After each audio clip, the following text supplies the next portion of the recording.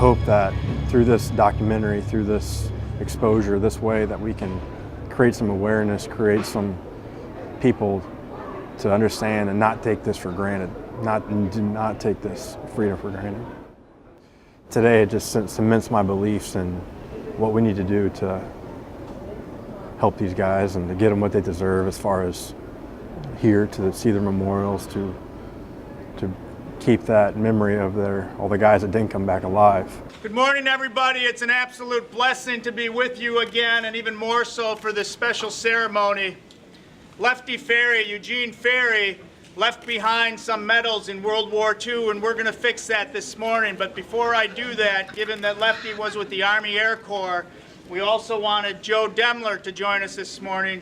Joe Demler, U.S. Army, World War II, was a POW. He left high school, took a deferment from high school in Port Washington to join the Army. He was captured in the Battle of the Bulge. This is Joe's picture the day before, the day he was liberated, weighing 69 pounds. Joe said two things when he was rescued. He said, "I learned to pray in this Nazi prison camp, and I pray for these guys every single day." And then he said, "From now on, every day is a bonus," and that's on the back of all the Honor Flight shirts. If you could help me thank and welcome Joe Demler.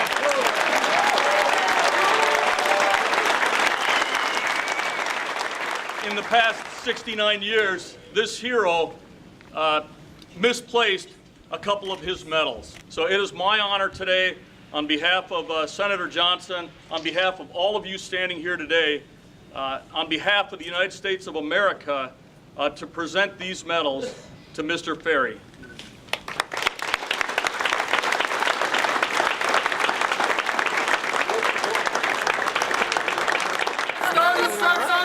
We're now getting ready to board. So if you have a gold lanyard on, we are first loading seats A and F, Alpha and Foxtrot. Thank you, Roy. Dave Carl. Have a wonderful day.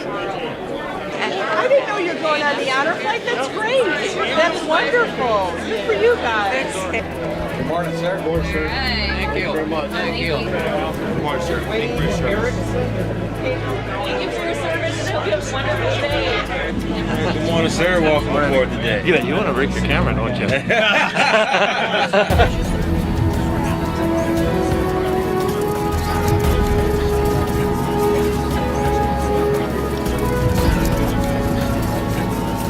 Ladies and gentlemen, if you're on the left side of the airplane, there's a T6 and a PT-26 that are going to be departing before us, and then they're going to give us a salute of a flyby. We will pull into position, and then they'll fly by either side of the aircraft.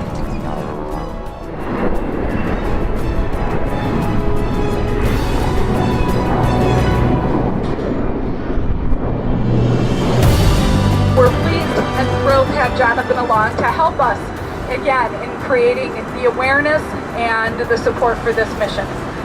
Jonathan has brought a dear friend of his and also a veteran of the Afghanistan conflict along, John Coker. So we welcome John to our flight.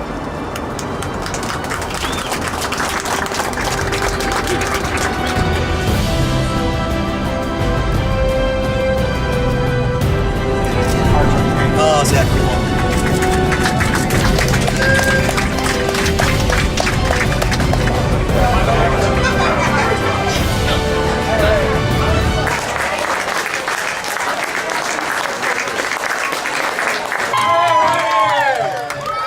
Go,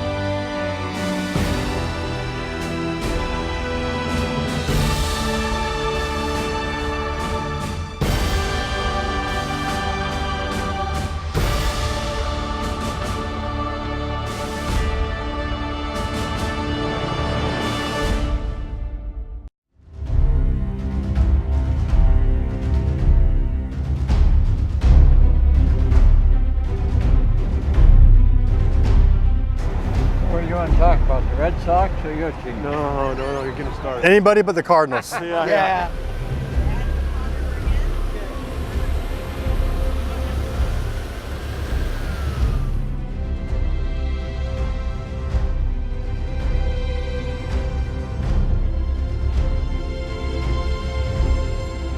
It's my brother Patrick Winkler.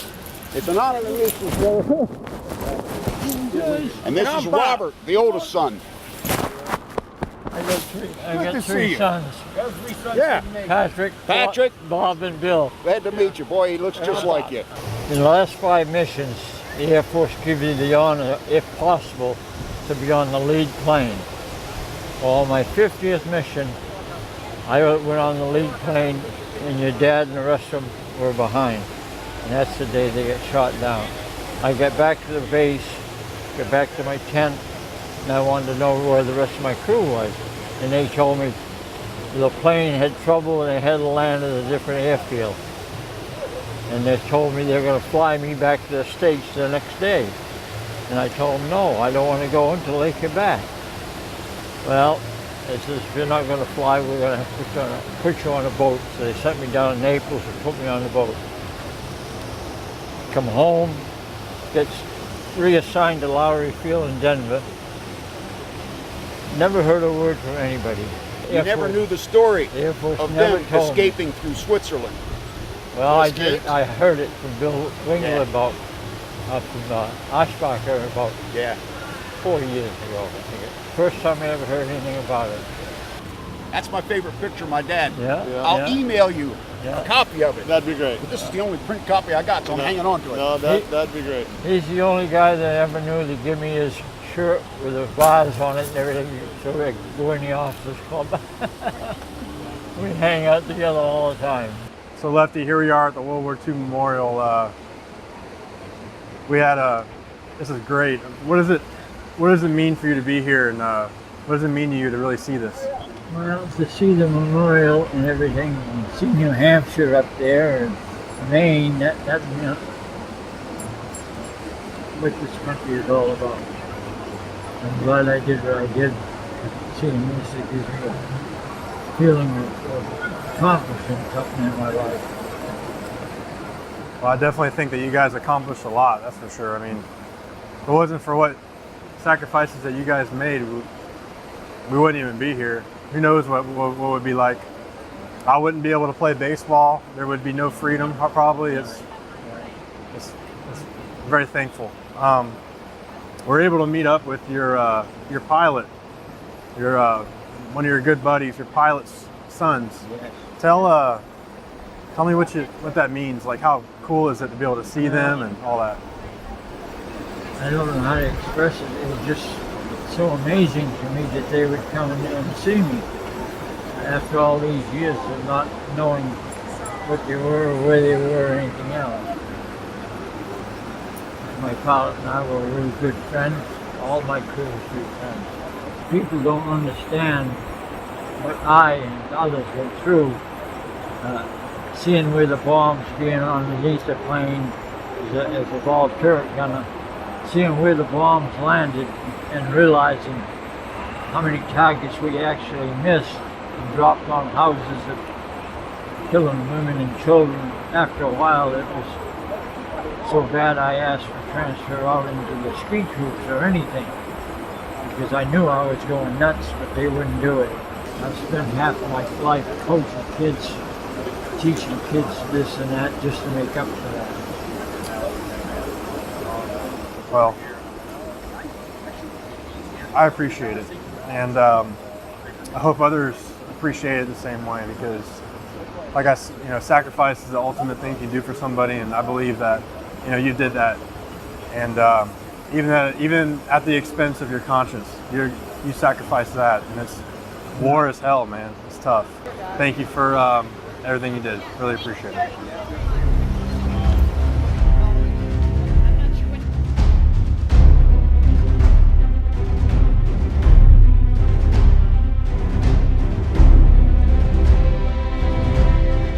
What does it mean for you to be here? Just awesome to see all the different states and what happened years ago, and I'm 91, so I know World War I and II. My dad was in World War I, and he recruited me. In your service, what did you do? I was in communications in the Navy Department. Okay. And we communicated with the ships and from the ships in code. In code. We would send it in code, and in front of each message and at the end of each message, we could say anything we want, like ice cream, bedroom, trees, anything you could think of that the Japs it would be a hard time for them to decode. It was on the beginning of our message and at the end. We had great big carriages. Wow. That sent messages. I have to say, I'm really thankful for your service to your country and the part you did. Thank you. And to help keep us free. I mean, everybody has to do something, and I tell you what, I'm very thankful for what you did. It was an experience, and we were happy to do it. Well, we appreciate it.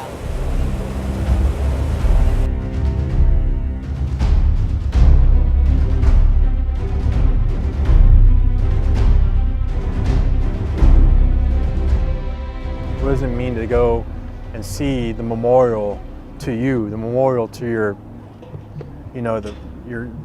buddies that you served with, the memorial to all the men and women that served and that died and that gave their life for us over there, in the theater. So, tell me, what do you think about it? How did it make you feel? Well, it meant a lot to me, and flying down on the plane, all the Mexican guys that really enlightened me, made me feel good.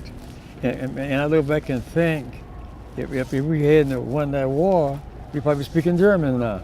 Hitler probably would have conquered the world, hadn't defeated them. So, and it means a whole lot to me. I see the monuments and so forth and all that. You know what I'm saying? Tell me, what did you do during the war? I was in the Indian outfit, Indian General Service Regiment. We built bridges and stockades and so forth like that. And I guarded German prison. I was stationed in Alexandria, Virginia, and we built packs of bridges on the Potomac River in Washington, D.C. Wow. And so in Europe, we did the same thing over there. Stockades, and I guarded German prison and so forth. Guarded German prisoners, yeah, wow. A lot of them, yeah. A lot of them, I bet, too, yeah, huh? And there was some, this guy was a German POW. I said, man, you got an English accent. And he said, yes. He said, well, my dad was German and my mom was English. And they went to Germany on vacation, and Hitler put him in the army. Wow. Then it was another guy, a prisoner of war guy. He's from New York. He had a bakery, and he's a truck driver in Germany.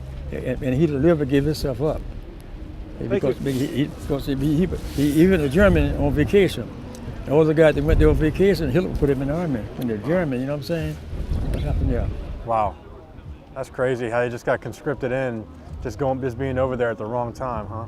Yeah. Wow. But World War II, that was a major war. Absolutely. And it was worth fighting for it this new life. It was, and it's just, that conflict and the victory over that evil that we had in the world that at that time is something that changed the world for a greater good, greater cause, and I'm very, very, very appreciative of you serving our country and protecting it like that. Thank you. Thank you. Thank you.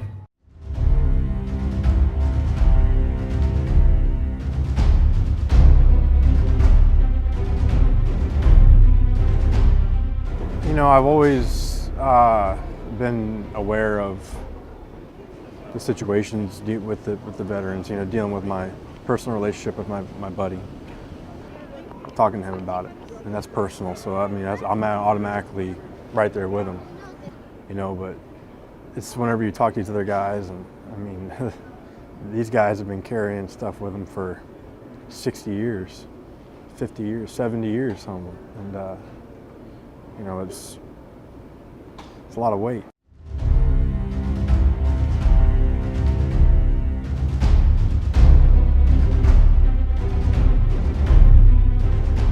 Mr. Lynn,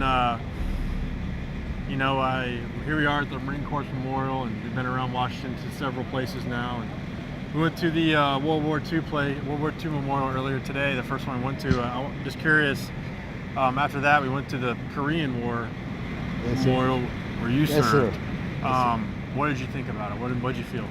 What did I feel? I felt as though I was living the times when I was working in a particular lab, taking care of the folks that were not as fortunate as I was.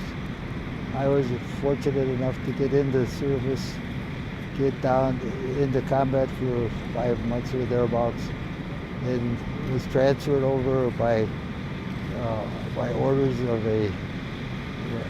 one of the officers.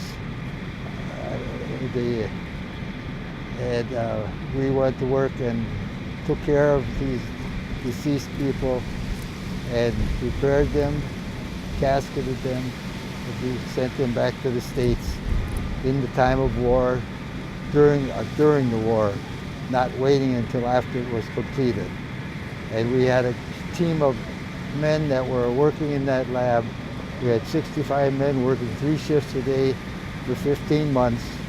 We figured approximately 19,000 individuals had gone through there in that time. It was the United States Army idea to do the things that were done, and it guaranteed that the people that were gone were actually who they were. That's right.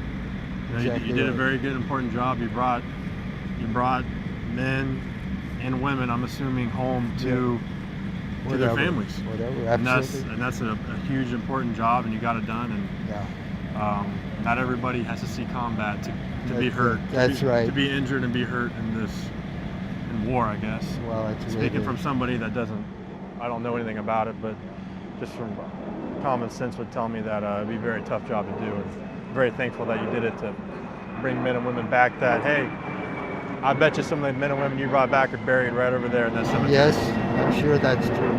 So, hey, you're a part of that, and you need to be proud of it. Thank you very much for Appreciate your it. help also. Thank you.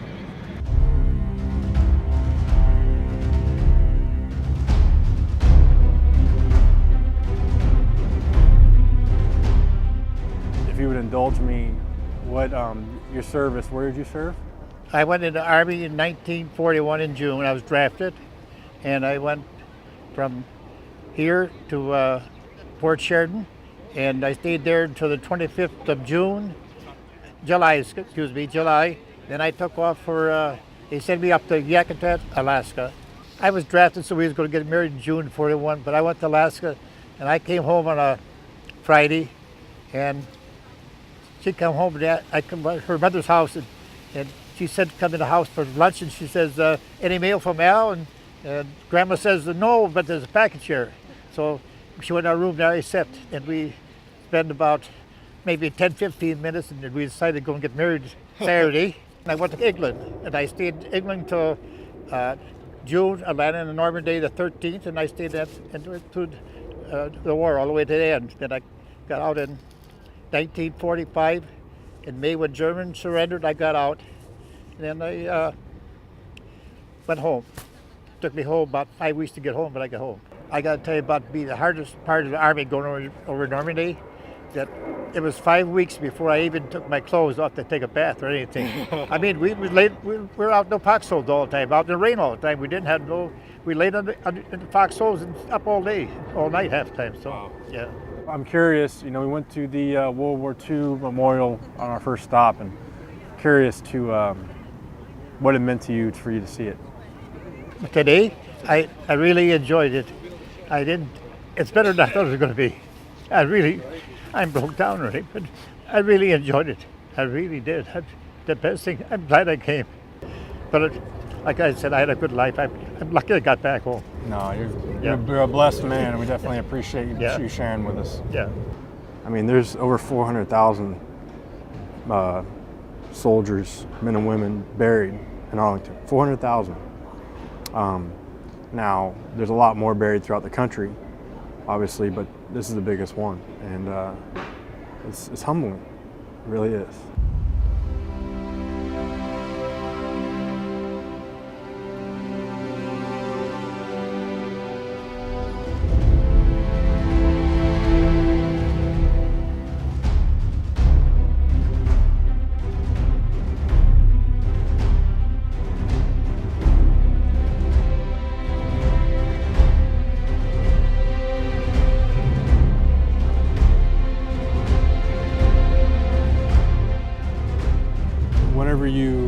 went to the memorials today. We went to the World War II first, Vietnam Wall, and the Korean monument, all in the same area. How'd that make you feel? Well, it makes me feel real bad because I think of them people that I knew real well. I think of them every day a little bit, you know what I mean? And I'm a Christian and I pray, and I pray for them, you know it? And I just do it because I think it's the right thing to do because that's the only thing I can do now. Yeah, they're good people I had with me and working for me. And hey, I don't think it's worth getting them killed, you know, in a war. And then I just hate wars, and wars are cruel and it should be outlawed, you know what? They're just horrible. I mean, it's not right to have wars. Too many innocent people, women, children, old people are, you know, killed, devastated, you know, the rest of their lives, and it's not right. And I feel bad having to participate in it, you know what I mean? I just hate some of the things I did, you know, but they were required to do it. I was required to do it at the time, you know.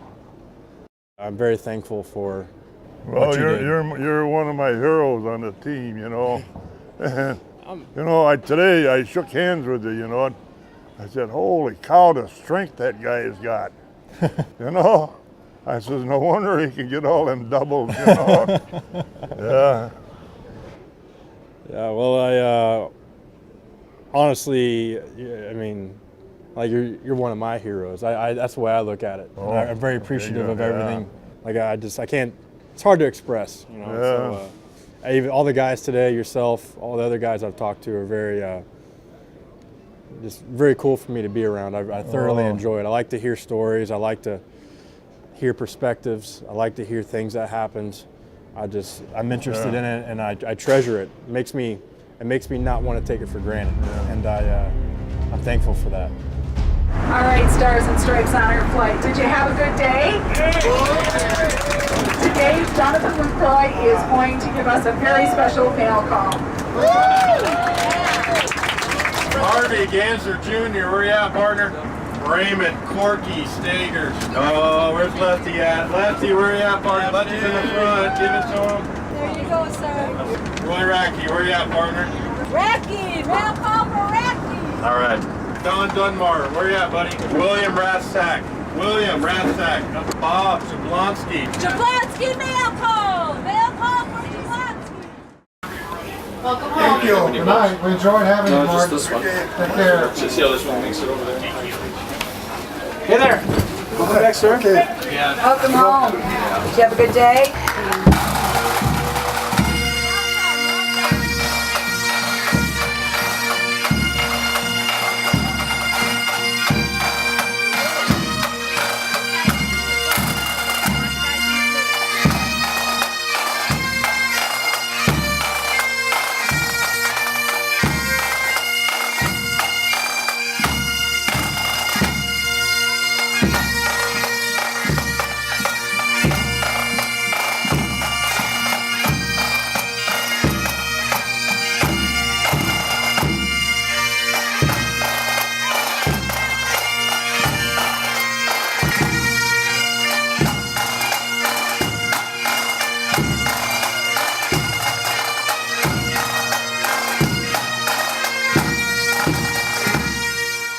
Realizing that people have given their lives to